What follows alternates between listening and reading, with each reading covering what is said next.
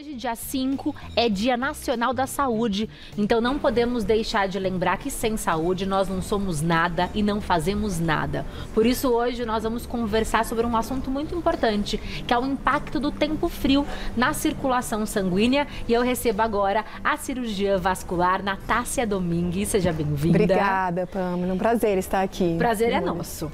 E é comum, né? Esfriou, a gente logo fala, ai, minha mão tá fria, meu pé tá frio.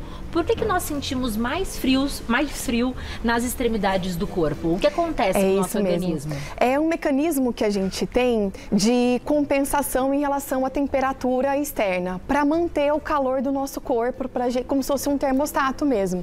Então, a gente faz uma vasoconstrição, é diminuir o fluxo das extremidades para manter uma oxigenação, um fluxo mais adequado nos órgãos internos que são vitais, que a gente chama é mais importante. Então, acaba que a ponta dos dedos, as extremidades, os pés, também pontinha do nariz, a orelha, tudo da periferia que a gente chama, tem essa tendência para ficar mais gelado, porque a gente está tentando manter o calor, a oxigenação nos órgãos que são mais internos, então isso é fisiológico, uma coisa esperada, mas acaba incomodando bastante. E isso é comum, mas há alguns esperado. grupos que sentem mais frio e isso pode mascarar uma doença, uma questão circulatória? Com certeza, pode sim, principalmente quem tem comprometimento das artérias. A gente tem muita dúvida de como que funciona a artéria, a veia, as pessoas falam, eu tenho má circulação, minha família tem má circulação, mas a gente tem que entender porque tudo ali é vaso sanguíneo, mas as artérias, elas basicamente, elas levam o oxigênio para os tecidos, para os órgãos, e as veias, elas voltam então para buscar mais oxigênio no pulmão e continuar circulando. Então a artéria leva o sangue, então as veias fazem esse fluxo ao contrário, do retorno venoso. E aí o que acontece? A gente pode ter doença tanto na ida quanto na volta. Pessoas que têm doença na ida, de levar o fluxo sanguíneo, levar o oxigênio, levar nutrientes, por um acaso, por placas de ateromatose, placas de gordura, placas de colesterol, tem um entupimento, elas quando tem o frio, elas acabam sofrendo um pouco mais. Imagina, já tem um comprometimento normalmente que tem essa artéria entupida. Tem essa vasoconstrição, diminui o tamanho e acaba que o frio descompensa essa doença. Então, isso é importante, é uma complicação grave, que se os sintomas começarem a ficar persistentes, é avaliação médica de urgência. Quais são os sintomas mais comuns de que a pessoa sofre alguma questão circulatória, algum problema de circulação? É isso que a gente vai, então, quando tem os sintomas, a gente consegue já prever se é mais os sintomas relacionados às artérias ou veias. Quando a pessoa começa a andar, então estimular a musculatura e já começa a ter dor para andar, sabe aquela dor que tem que parar para descansar um pouquinho para continuar andando, um arroxeamento, uma frialdade nas extremidades, a gente pensa nessa parte arterial, um formigamento, um adormecimento. Mas na volta, quando as pessoas têm inchaço no final do dia, peso, cansaço, a gente pensa em comprometimento das veias. E a gente acaba negligenciando os sintomas, né? Então, isso é muito importante a gente falar, sintomas relacionados à circulação, porque a gente acaba arrumando desculpas para sintomas. Talvez uma perna pesada, cansada no final do dia, porque eu trabalhei bastante, o dia foi corrido, vou colocar a perna para cima para melhorar, mas você pode estar deixando passar batido um problema de circulação, como as varizes, por exemplo. E muitas pessoas, quando sentem as pernas cansadas, falam, eu vou colocar uma meia de compressão. Isso. Eu devo estar com alguma questão de circulação e decidem colocar meia sem consultar um médico. Isso pode? Isso não pode. Por que não pode? A indicação da meia, a prescrição, é feita pelo médico, tem que ser uma avaliação individualizada. A gente tem várias meias no mercado. Tem pressões diferentes da meia também? Tem graduações diferentes. A gente fala uma meia leve compressão, média compressão, suave compressão. Então, para cada pessoa tem uma indicação específica, o tipo de tecido diferente também. E pessoas pessoas que têm um componente arterial grave, aquele que a gente estava falando de levar sangue, que já tem um comprometimento do fluxo sanguíneo ali nas chegadas, se a gente comprime, pode até agravar o caso ali, os sintomas relacionados à doença arterial. Ela ajuda muito, e que é o mais comum, doença das veias, de peso, cansaço, que são as varizes. Uma queimação, mas mesmo assim a gente precisa de uma indicação médica para entender, fazer os exames necessários e a gente conseguir dar o tratamento mais adequado. E tem que aprender a colocar, muitas pessoas usam uma meia na localização errada e ela começa até a fazer um garrote, que a gente chama, ela até aperta. Quando usa, muitas pessoas pegam meias emprestado, falam assim, minha vizinha tem uma meia, minha tia, vou usar para eu viajar. Piora o quadro. Piora o quadro, porque não é o tamanho adequado. Então, é que os lugares para a gente comprar meias de compressão, as lojas cirúrgicas, ortopédicas, muitas exigem uma receita médica para conseguir vender a meia mais adequada. Então, pede a meia para conseguir fazer a venda. E aí, tendo essa prescrição médica, olha que interessante, a doutora está usando uma meia de compressão, que é uma meia calça. Hoje eu tô aqui com uma meia de compressão. E é legal de mostrar, né? Porque a gente sempre imagina aquelas meias bege, que não são bonitas. E a sua é linda. E aí a gente consegue se olhar que ela já é uma de média compressão, então ela é uma pessoa indicada, assim, uma meia indicada para quem já tem varizes. E a gente consegue usar o salto, tem aquele mito, né, que o salto vai piorar, ou porque usam muito salto, agravam as varizes. Mas fazendo esse tratamento adequado, planejamento adequado, usando uma meia de compressão, dá para usar salto, dá para ficar bonito. Então a gente cuidar da saúde, mas esteticamente bem. Porque é bem isso, tem meias, as indicações específicas, a gente até deixou ali, tem meias que são para esporte, meias que são para pós-operatório, meias que são para quem tem feridas. Então, o médico vai entender qual que é a causa, a necessidade real de cada um para poder fazer a prescrição mais adequada da meia. E não precisa ser feia. E não precisa ser feia. Não precisa ser feia, dá para conseguir passear de meia. A doutora trouxe um equipamento muito interessante que faz uma análise das veias e eu confesso que nos bastidores eu falei, doutora, depois que eu tive o Bento, meu filhinho de 1 ano e meio, nasceu uma veia na minha perna, mas eu acho que isso não é uma variz, pode ser singular? Pode. Uma variz. Aí ela olhou e eu vou compartilhar com vocês agora, vou mostrar, tá? Pamela, a nossa intimidade aqui, porque aparentemente quando você olha pra minha perna, não tem nada, certo? Aqui, ó, vocês não estão vendo nada demais. Agora olhem com este equipamento que a doutora tem. Por isso que é importante fazer a consulta certinho. Olha isso, gente. Não é impressionante? Isso aqui é uma veia entupida? Essa é uma veia que a válvula não está funcionando bem. O que acontece? Lembra que a gente falou do retorno venoso, o sangue ir do pé em direção ao coração? Essa veia dá para ver que ela está dilatada e ela está mais tortuosa. Então, quando tem uma falha no funcionamento dessa válvula, a gente vê que já é uma veia doente. E mesmo eu não sentindo ainda a dor, seria um estágio inicial? Seria um estágio inicial da doença. Geralmente, se tem história familiar, mãe com varizes, meu pai com varizes, o quanto antes procurar a avaliação médica, passar em consulta com o vascular, é importante que a gente consegue fazer o diagnóstico em graus mais iniciais com as tecnologias que a gente tem hoje. Não precisa aquelas veias ficarem mais saltadas, aquela percepção que a gente tem de veias doentes, de varizes, para conseguir dar o diagnóstico e fazer o tratamento adequado. E hoje a gente não precisa fazer cirurgia, ficar de repouso, ir para o hospital para fazer um tratamento. A gente consegue fazer a nível ambulatorial, que a gente fala, em consultório. E é comum no pós-parto, porque eu não tinha essa veia dessa forma antes do Bento. É comum, então, com mulheres que tiveram neném? Isso, acaba que o fator genético é o mais importante na tendência para varizes, mas vários outros fatores externos, secundários, influenciam também na evolução. No caso da mulher, tem uma peculiaridade, porque tem a gestação. A gestação ela vai influenciar tanto por conta da alteração hormonal que tem no corpo da mulher, também com o passar do tempo, ao decorrer da gestação, conforme o bebê vai crescendo, fazendo uma compressão da região abdominal, essas veias vão ficando mais saltadas, porque tem essa dificuldade dificuldade do retorno venoso, do sangue sair do pé e chegar em direção ao coração. Mas o uso de anticoncepcional, a reposição hormonal, talvez um tratamento para fertilização, tratamento de endometriose, que usa um hormônio, pode influenciar. E não só, né, sedentarismo, obesidade. Então, a pessoa já tem tendência, já tem história, tem que controlar esses fatores externos que são muito importantes por conta da evolução e acabam agravando. E quanto mais gestações, maior a probabilidade também de aumentar o tamanho dessas veias, de evoluir a doença. Vasinhos e varizes são a mesma coisa? É uma dúvida, assim, é super importante a gente falar, porque muitas pessoas falam, né, assim, não tenho varizes, eu só tenho vasinhos. Faz parte da mesma síndrome, que é a insuficiência venosa crônica, estão correlacionados, mas os vasinhos estão na camada superficial da pele e as varizes embaixo. Então, geralmente, esse seu caso é muito comum.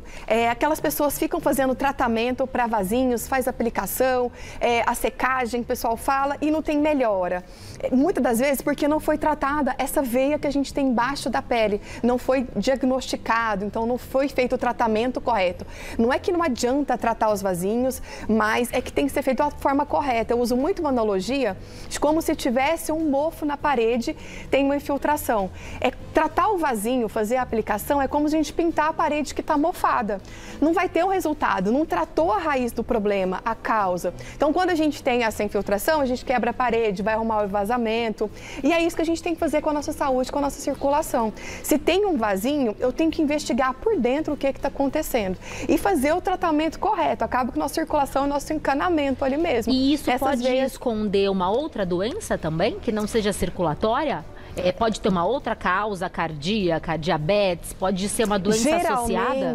Geralmente evolui coisas relacionadas, assim, sintomas relacionados à circulação mesmo.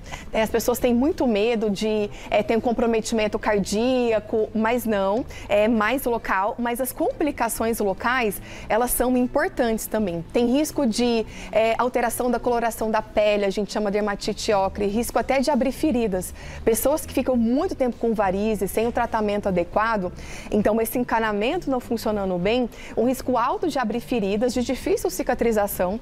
Então, se não cuidar do interno, não vai ter o resultado esperado. E até inflamação, tromboflebite, que é gravíssimo mesmo. Então, a gente tem que acompanhar para conseguir ter o diagnóstico de uma forma mais precoce, não esperar complicar. Até que a gente tem uma associação, até uma relação com trombose também. Essa tromboflebite, a trombose, pessoas que têm varizes, têm uma propensão maior. O que a gente vê na prática é que quando as pessoas se cuidam, vai minimizando. Então, em relação à atividade física, alimentação, peso saudável, então ter uma alimentação menos um anti-inflamatória, assim. Então, comer de uma forma muitas fibras, alimentos antioxidantes, acabam prevenindo também isso. A Ivaneide te pergunta o seguinte: para resolver problema de varizes, o único tratamento é cirúrgico? Não, Ivaneide, mas é uma excelente pergunta, porque hoje em dia já evoluiu o tratamento, tá? Muitos vasculares podem sim indicar cirurgia, não é que é um tratamento errado, mas hoje a gente tem tratamentos menos invasivos, então sem corte, sem ponto, sem internação, então sem hack, sem ter que ir para o hospital para fazer o tratamento de varizes e tratar de uma forma eficaz, de uma forma que tenha resultado, cuide da saúde e de uma forma duradoura. A gente tem várias técnicas para tratar.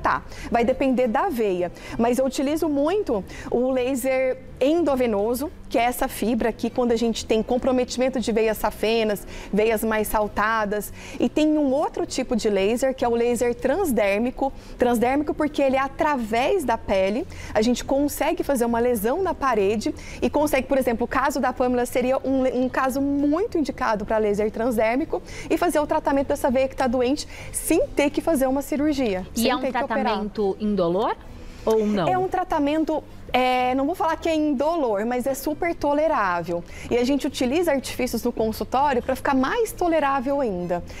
Pode ser o anestésico local, pode ser um ar gelado também, que quando a gente coloca esse jato de ar gelado, minimiza o desconforto tanto do laser quanto algum outro procedimento para fazer como escleroterapia.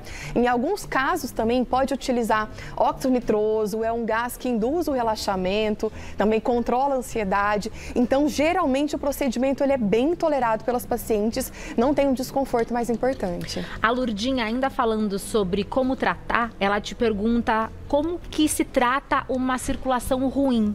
É através de medicamentos ou é mudança de hábito? As duas coisas. A gente vai entender o que é a circulação ruim, igual a gente comentou, se é um comprometimento arterial, se é um comprometimento venoso. Então, se tem comprometimento das artérias, medicação é o mais indicado, tá? Fazer o acompanhamento e controle dos hábitos, tanto um quanto o outro, vai ser importante também, uma rotina de atividade física, vai fazer parte do tratamento.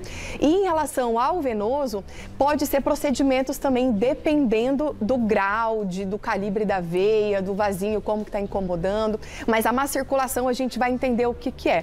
Mas então é medicamento, pode ser hábitos de vida, que é o mais importante na verdade, pode ser algum procedimento e no caso arterial, a minoria a gente acaba fazendo uma abordagem cirúrgica. Pergunta maravilhosa da Adri aqui pra gente, ó, ela vai fazer uma viagem de 10 horas de voo. E aí ela foi e comprou uma meia de compressão, a que ela descreve a marca, mas ela foi numa loja comum de meia que tem no shopping. Aí ela te pergunta, pode, por conta do voo, comprar essa meia sem ter ido ao médico? Tá. Odri, vai entender muito do seu histórico, tá? Se você tem história de varizes, tem algumas meias que podem ser utilizadas no voo, sem problemas nenhum, sem uma prescrição médica, mas eu não aconselho. Justamente porque voo, por que a gente usa meia? É um fator de risco para trombose. Ficar 10 horas com a perna imóvel, sem movimentar, acaba diminuindo o nosso fluxo sanguíneo, diminui o retorno venoso e aumenta a probabilidade de trombose. A compressão da meia ativa ali a sua circulação. Então vai ser importante movimentar durante o voo, ir ao banheiro, hidratar bastante, evitar remédio para dormir ou bebida alcoólica para dormir durante todo o trajeto do voo e movimentos com o pé, sabe, de flexão do pé, abaixar e levantar, talvez está assistindo um filme, abaixar e levantar o pé, você provoca o movimento da musculatura, a contração da musculatura da panturrilha. Isso ajuda no retorno venoso também. Então, em alguns casos, essas meias são indicadas, mas vale a pena passar para ver a indicação médica qual que é a meia mais adequada para o seu caso. E essas dicas que a doutora trouxe valem também para quem trabalha sentado, né? Vale essa também questão para de quem se trabalha movimentar sentado. é muito importante. Isso também. A Simone falou sobre o nosso tema de hoje. Ela sente muito frio no pé e ele não aquece de jeito nenhum. Pode ser um problema vascular? Pode ser um problema vascular. Não sei a sua idade, mas tem uma alteração, até benigna, a gente chama fenômeno de Renault, que são em mulheres jovens, 20 a 45 anos mais ou menos, que tem uma propensão maior, diferente das outras pessoas, faz um vasoespasmo e fica com essa frialdade nas extremidades. Pode ser nos pés, nas mãos, tem uma palidez, uma cianose quando fica um arroxeamento. Então vale a pena passar por uma avaliação porque pode ser um problema também de circulação. Perfeito. Nossa, muitas perguntas, gente, muitas perguntas. Que bom. A Silva te pergunta o seguinte, varizes coçam? Muitas pessoas aqui estão relatando que sentem coceira nos pés, nas pernas. Isso é um sintoma de má circulação? Pode ser um sintoma de varizes, sim. Varizes coçam. Como essas veias estão doentes, está dificultando o retorno venoso, faz um processo inflamatório ali, tem mediadores inflamatórios que pode ter como sintoma coceira, o prurido que a gente chama na perna. Então é importante passar o vascular, fazer ultrassom, o Doppler, que o Doppler vai fazer um estudo da sua circulação, do fluxo, se o direcionamento desse sangue está correto, para a gente conseguir fechar o diagnóstico, mas é um sintoma, sim, de varizes. E a Rosinha te pergunta se dores na panturrilha pode ser um indicativo de má circulação. Também, e assim, um indicativo importante, principalmente quando você faz algum esforço e você tem que parar, por exemplo, de andar, de fazer uma caminhada porque tem essa dor na panturrilha.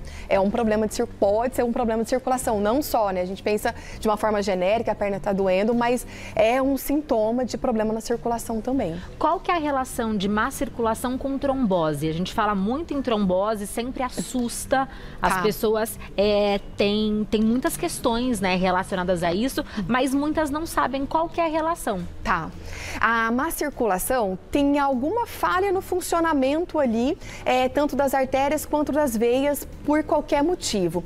A trombose é quando tem uma formação de um coágulo, um trombo. Teve um entupimento ali, ou da veia ou da artéria, é mais comum na veia, e interrompe esse fluxo. Isso é muito grave, porque esse trombo ele pode desprender, entrar na corrente sanguínea e parar no pulmão, por exemplo, que é embolia pulmonar. Isso é uma complicação grave, por isso que a gente tem tanto medo da trombose. É uma complicação grave que pode ser até fatal. Então, a trombose é quando tem esse entupimento, formou o coágulo e não passa ali sangue dentro do vaso. Mas uma má circulação não tratada pode se tornar uma trombose? Pode se tornar uma trombose. Isso vale para varizes também. Isso não também. Cuidar das varizes pode gerar uma trombose. Tem uma correlação ali. Não é o que a gente vê mais comum na prática, mas nos estudos tem uma comprovação científica que tem correlação de as pessoas que têm varizes têm uma propensão maior para ter trombose. A Sô contou pra gente que ela tem 61 anos e o pé dela fica dormente sempre. Isso é um indicativo de má circulação? Pode ser. Tem várias coisas que dão dormência nos pés. Circulação é mas vale a pena investigar também alguma alteração na coluna, hérnia de disco, alguma compressão nos nervos também que vão para a perna, que pode ser uma causa. Quando a gente pensa dormência, formigamento, comprometimento arterial é uma das causas, mas também alteração na coluna lombar é muito comum. Aqui falaram pra gente que, deixa eu encontrar a pessoa, foi a Fá. Ela disse que secou os vasinhos e que na última vez parece que o líquido dessa secagem queimou a perna dela. E ela ficou com algumas manchinhas escuras, diferente de um hematoma. Ela te pergunta se isso é comum e se tende a clarear com o tempo. Tá. Provavelmente vai clarear. Quando a gente trata algumas veias que são maiores, aquelas mais verdinhas, pode ter uma pigmentação no pós. É diferente do hematoma mesmo, pode começar com hematoma, mas ele acaba persistindo para essas manchinhas que tem um tom acastanhado e tende a clarear com o tempo. Vai depender muito do tom de pele, da tendência que você tem para pigmentar. Tem tratamentos que a gente consegue fazer para acelerar esse processo, a gente já consegue prever na avaliação, na consulta, se a pessoa vai evoluir com esse tipo de pigmentação, mas a gente consegue melhorar sim, pode ser que se não fizer nada também vai clareando com o tempo, mas o importante é voltar no médico que fez para fazer uma avaliação, ver se tem algum outro componente, como uma tromboflebite, uma inflamação causando ali, se precisa fazer algum outro procedimento secundário para melhorar e otimizar o seu resultado. E aí, para finalizar, já que estamos nesse período mais frio, muitas pessoas bebem menos água porque sentem menos sede e fazem menos atividade física porque dá aquela preguiça. Como que a falta de hidratação e a falta de atividade física contribui para piorar a má circulação? Contribui muito, assim, e é bem isso, esse frio consequentemente, a gente toma menos água. E a gente precisa de água mesmo, de líquido para todo o funcionamento da nossa circulação. Nosso sangue, basicamente, ali é líquido, então ele acaba ficando mais viscoso, então a desidratação acaba sendo um fator de risco para trombose também. E se a gente não movimentar a musculatura da batata da perna, ou da perna como um todo, a panturrilha, não, fizermos exercícios físicos, aumenta a probabilidade de tudo que a gente está falando aqui, de comprometimento ali, de evolução das varizes, o risco de trombose, a gente acaba ficando mais quietinho mesmo, diminui o movimento. Então, isso é um fator de risco para agravar. Mesmo no frio, que a gente conseguir de esforçar um pouquinho mesmo para tomar mais líquido, perto de 2, 3 litros de água assim, por dia, e fazer alguma, nem que seja uma caminhada, já vai ajudar a melhorar a circulação. Talvez tá frio para ir uma academia, fazer uma atividade aí, mas uma caminhada já ajuda bastante que você trabalha a musculatura da perna. Muito obrigada por todas as dicas. Eu que agradeço. E você de casa encontra muito mais no @DRA Natácia.vascular, Natácia com TH e 2 S, tá? DRA Natácia.vascular, volte sempre. Obrigada, é um prazer, sempre um prazer estar aqui. Obrigada.